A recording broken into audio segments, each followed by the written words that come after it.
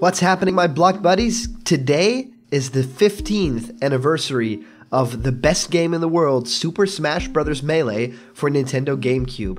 It's for sure my favorite game of all time for many reasons, and because it's its 15th anniversary today, I thought I would go over why exactly I think this game is so perfect, so good, so well-rounded in every way, and I thought we could all just share memories together about Super Smash Bros. Melee, because this is the game that started it all for that franchise. I know that Smash Bros. 64 did a lot of good things on its own, and it established a franchise, it established a new way of playing a sort of brawler fighter, but Smash Bros. Melee did so many things with it and propelled the franchise forward in so many ways, even graphically, but also in having so many game modes, having so many different characters and play styles, and just all around being so well polished that it's still being played today in many tournaments, and people still love it to this day, and Nintendo has never really come close to this masterpiece. Everything from having an orchestral soundtrack that just sounds incredible to just the sheer amount of content that is in this game. I think there's not just more that could have fit on this disc, like gigabytes wise or something like that. Anyway, okay, let's talk about Super Smash Bros. Melee, alright? First off, when you start the game, the first thing you see is one of the best opening sequences of any game that I've ever played in my entire life.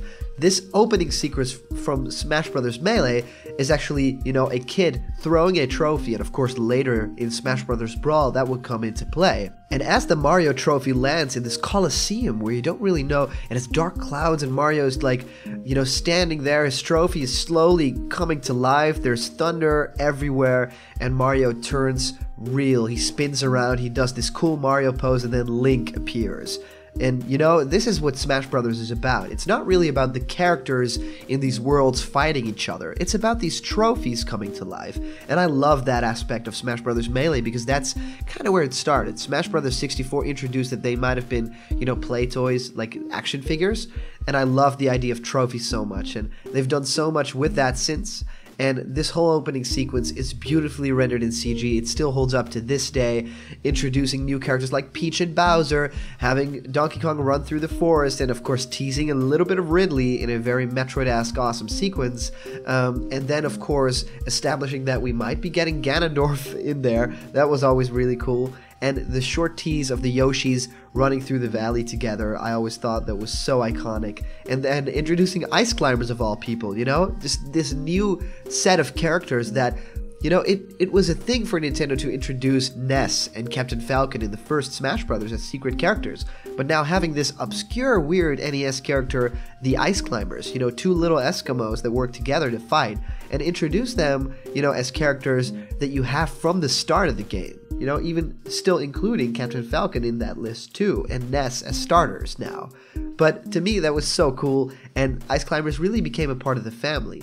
Now, this opening sequence then, cuts into some very cool in-game footage that, really does still look very good, because I think the graphics hold up pretty well of Smash Bros. Melee. It has a great visual style that never goes too much into detail, but still is very rough around the edges for people who, have never seen Mario in more of a realistic setting. Now, one of my favorite moments of this opening sequence is the part, this little, mashup of parts where Sheik is playing that cute harp and looking up into the sky, with the silhouette of Zelda looking up into the sky, and then the stars fade to Kirby on his warp star flying through the universe, and then we see the R-wing of Star Fox, and we see a little tease of Wolf in there as well, which I always thought was kind of weird because he's not playable, and he doesn't really look that much like Wolf in the opening sequence, but all these little hints are just perfect, right? They just ignite your passion for Nintendo as a whole. Then we see Ness appear in Onett the stage, of course, and then we see all the Pokemon lined up doing their poses and then jumping into one giant pose, and we get the tease for Jigglypuff as well, which wasn't unlockable in this game, but it still showed in the opening sequence, which I thought was very cute. Also, at this point, I think we only had 2 generations of Pokemon. And those two generations are widely regarded as, the best two. Maybe with this new generation of Pokemon Sun and Moon coming out, maybe that's changing just a slight bit, but yeah, these two generations being in Melee really made for such a unique roster of playable Pokemon, but also the Pokemon that you could use in battle, as an item. So that looked really cool. And then having the trailer kind of end with an F-Zero battle and some characters flying in and out. We see Bowser transform almost into Giga Bowser. We see some CGI shots of Pikachu racing Kirby. And we see, of course, Samus's ship racing that of Captain Falcon, which I thought was really cool.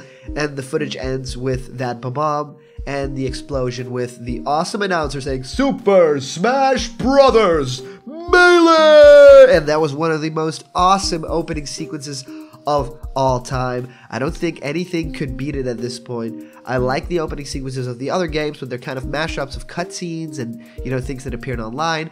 This thing is tailor-made to be an opening sequence, to run with this orchestral soundtrack, and it just breaks my brain. It's so perfect. Now, I think we talk about the list of characters in this game, because the very first game didn't have that much characters in it. It had just the main cast of characters. Your Mario, Luigi, Yoshi, Donkey Kong, Link, Samus, Kirby, Fox, Pikachu, Jigglypuff, Captain Falcon, and Ness all return from the very first Smash Bros. Game.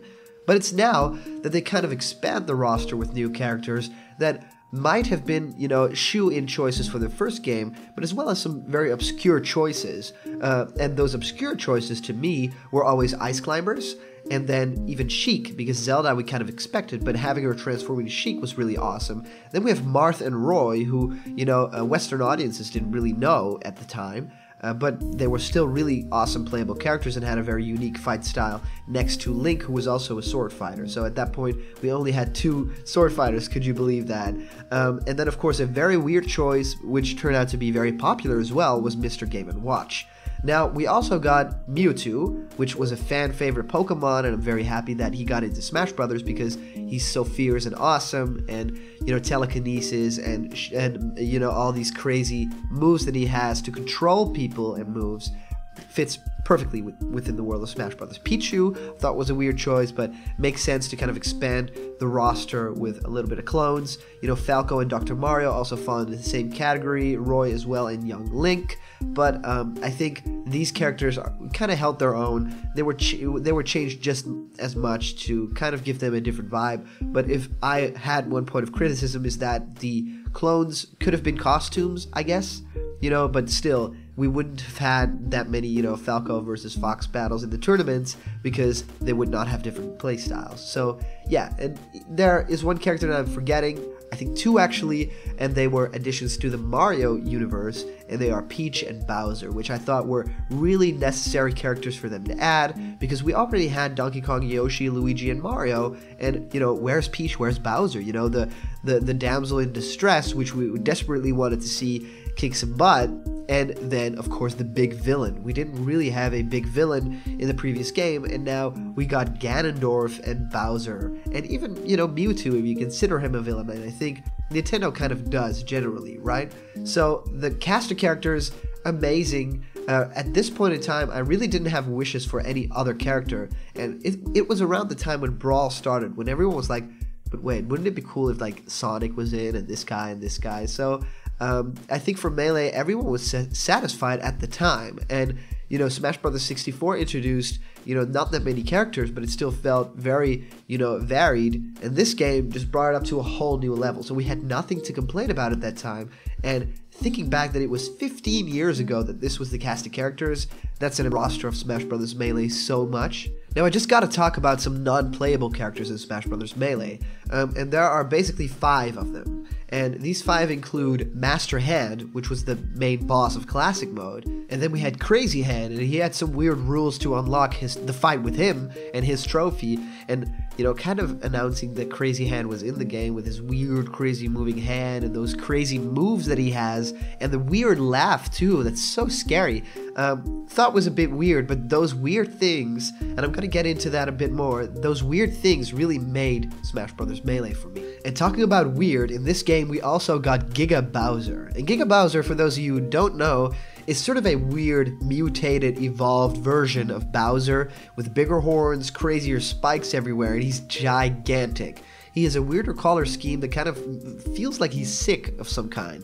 You know, he's possessed or something. But it's a very, you know, Smash Brothers unique character, and I totally loved it that, you know, it kind of got real when you were in that fight with him. It was like, I'm never going to be able to beat this guy because he looks so intimidating, and that's what you want what bosses are, and we never really got that from a Smash Brothers game. After that, Brawl had some cool boss fights, but never got into that kind of a level because they were all programmed as bosses and not necessarily as playable characters. That made it all the scarier because it meant that Giga Bowser, next to being very strong, was also smart as a playable character. So Sandbag is also kind of a non-boss character, and it was cool to introduce this guy that you could just beat up with minigames as well. And of course we got, you know, in the first game we had the Fighting Polygon team, and now we have Fighting Wireframes. And Fighting Wireframes, I think, were modeled after Zelda and Captain Falcon respectively. But yeah, the male and female sort of wireframed characters, which to me made sense. It was a, you know, logical evolution from, you know, polygons to wireframes, and they were scary as well. These are all these weird things that Melee introduced that didn't necessarily really would fit with Smash Bros. 64, but it felt mature enough to kind of do things like Crazy Hand, Giga Bowser, Fighting Wireframes. They feel a little bit more mature than just your average, oh, the boss is Bowser or something like that. So I'm very happy that the Smash Bros. Franchise makes a little bit more mature decisions for an audience that maybe is a little bit more, you know, 14 years and up instead of being, you know, 8 years and up, something like that. So there are a lot of awesome stages in Smash Bros. Melee, and they introduced some stages there that are still being played today, and I'm going to list all of my favorites. So my favorites include Peach's Castle, where you fight on top of the roof of the castle, which, you know, looked amazing. We all know it from Mario 64, but now it actually looked beautifully rendered and, you know, in this whole new GameCube era. Now, one of my favorite levels is Yoshi's Story. It was a short, small 3-platform level that was used a lot in tournaments as well, but it looks very cute and the music is just amazing. Then we had Congo Jungle, which of course had the DK rap in the background, so I have to mention that one. It introduced Great Bay as well, which I think is now in the 3DS version of the game, if I'm not mistaken, and that was of course modeled after Majora's Mask, which was of course a fan favorite game, and then it introduced us to Temple from Zelda. And this was kind of an original stage, sort of, but it was, you know, kind of inspired by The Legend of Zelda. But the Temple stage is such an iconic stage for Smash Bros. Fans now, and still playing it in Super Smash Bros. For Wii U, and probably it will still be in Smash Bros. For Switch. Yeah, it's going to be a blast from the past. That Melee introduced this stage is such an important, unique part of the Smash Bros. Franchise. It's so big, it has such different parts, and it felt like this big sandbox for characters that other stages necessarily don't really bring. Just for the music alone, I think Fountain of Dreams is also one of my favorite stages. It also has this awesome reflective floor because it's all, you know, water, and of course it has water impact when you jump on the floor. Looks amazing, and it looks very mysterious and kind of like a theme park ride, something like that. So it also introduced Corneria, which is very much like, of course, the Great Fox stage from Smash Bros. 64, but it flies through the city, which looks very, very cool, and the background changes up a lot too. There are some Easter eggs in this stage as well, where you can call on your different teammates in the Star Fox universe, which I thought was really cool as well. And then it had Pokemon Stadium, which was a very cool evolving stage with, you know, a fire part with a burning building in the forest, and it also had different parts like a water stage and a grass kind of stage, and that fit very well with Pokemon. And I think it was hard to create this stage. I think there was a lot of time put into that, and I'm very happy that they did because it's a very iconic stage again. Also, Onett is one of my favorite stages, even though it's not very tournament viable. Those darn cars, you know, hitting me all the time. And of course, this game introduced the best stage of all time, which is Final Destination. Final Destination is a flat surface, simple level with a weird, you know, kind of neo 80s vibe going on.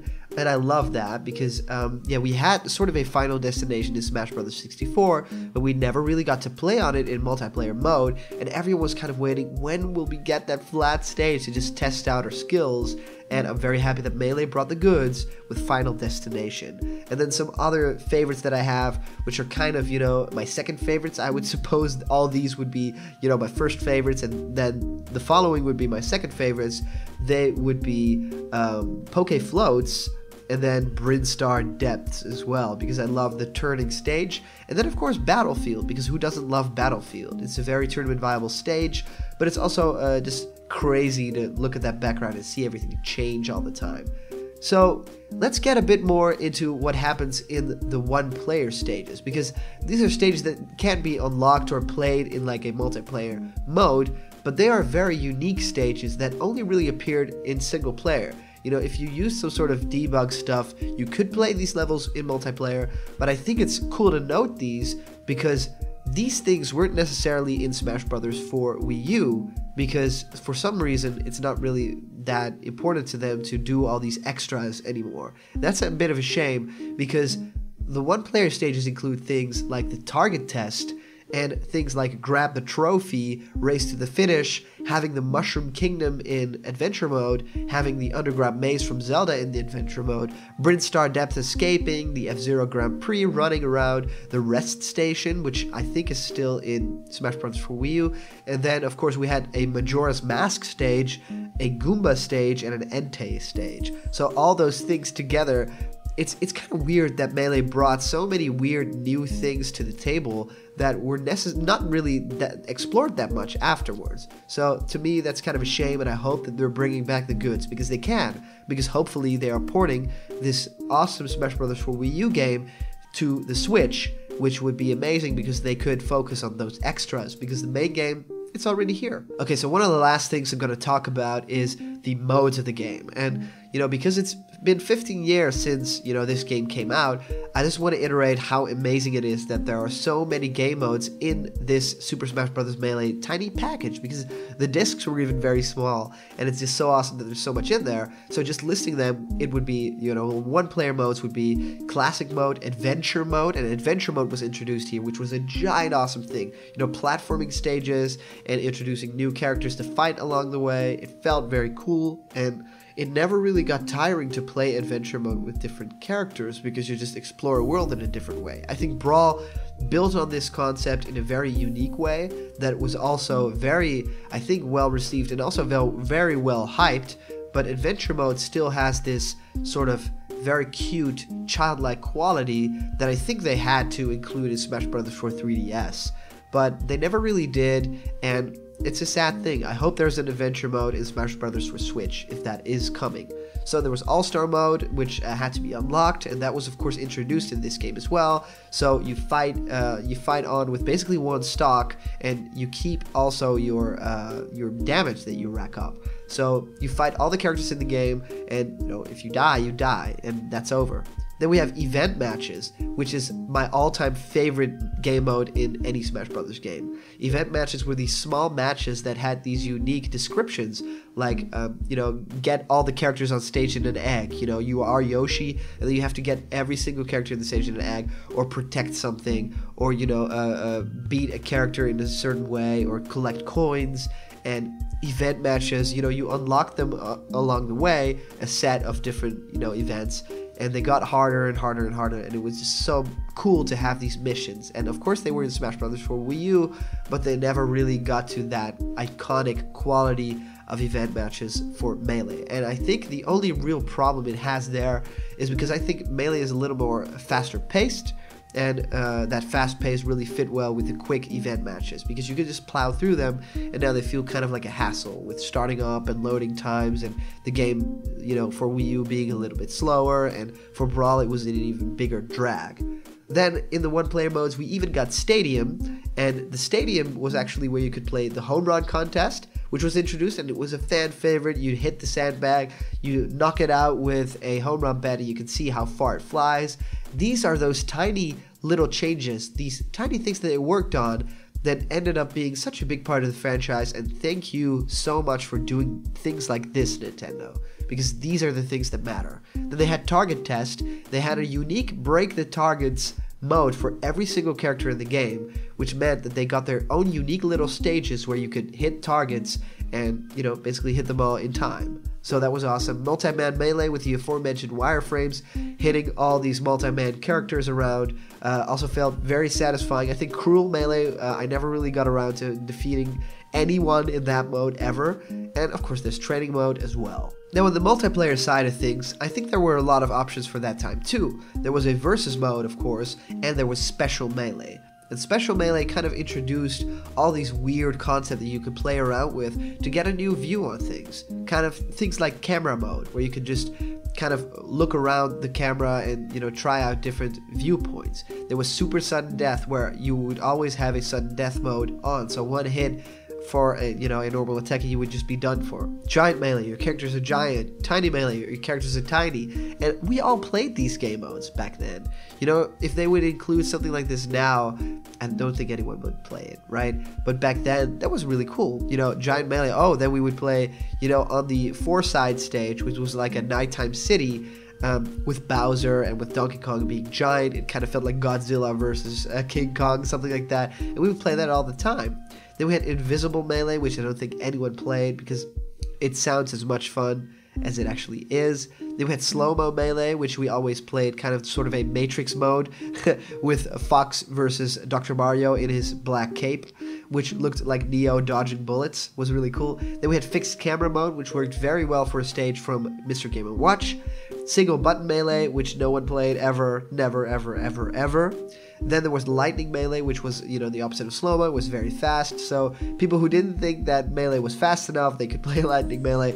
I don't think that's anyone ever. And Stamina Mode, which was, of course, you know, in Melee, you generally knock people around, and their damage accumulates, and that means they fly faster, and you ping-pong them off the stage. That's how you get a win. But in Stamina Mode, you actually have health. So you start out with like 250%, and the more you get hit, the lower the percentage get, and if it gets to 0, you're done for.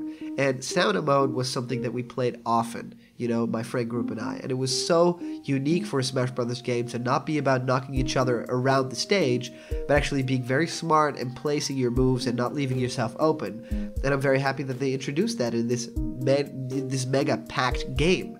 And there was also Tournament Mode, which was an awesome feature that I'm very happy that they're still continuing to build on. Tournament Mode was just such a party when we had actual parties over at the house, because it meant that everyone could play and that everything was fair and that you could have these massive, you know, 64 player brackets to just, you know, watch these matches play out, and it was really cool. Rounding all this up, Super Smash Bros. Melee for the Nintendo GameCube is my all-time favorite game. And I think it's my favorite game by a long mile. I think my second favorite game would be something along the lines of Super Mario 64 or Super Mario Galaxy or something like that. And I think that they don't even touch Melee. Like it's that much above those games, because to me this has content for years and years to come. And as good as Mario 64 and Galaxy are, those experiences, when you're done with them, you're kind of done with them for a while. And with Melee, it keeps on giving, because there's so many, you know, there's endless possibilities with that game. And not only the endless possibilities, but the graphical style, the maturity of it all, the weirdness of it all, the different game modes, and just the perfect balancing between the moves and the way that you can try out new things and have sort of these advanced tech movements that can get you sort of in a tournament playing setting. I just love everything about Super Smash Bros. Melee, and that's why I wanted to make this video, and I really want you guys to share with me, with Block Content, what are your 15 years of Melee memories? I really want to hear them. Place them down here in the comments below. I will read every single one of them. I will reply to every single one of them, and I will just share my memories with you as well, because I hope that in this video you could kind of hear my enthusiasm and, you know, me dreaming back to the days when I was, you know, a little kid playing this game, you know, in my room with my friends, and we would try out so many different things, and We even, had this action replay going on back in the day where we could play stages that were not necessarily meant to be played and, spawn items everywhere and do all this cool stuff and move the camera around.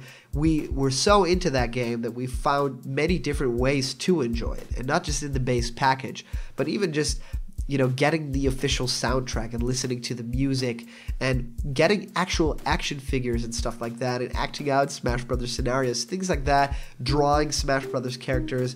This ignited the entire Smash Brothers craze so much more, and Super Smash Brothers Melee is my favorite game of all time. That's just out there.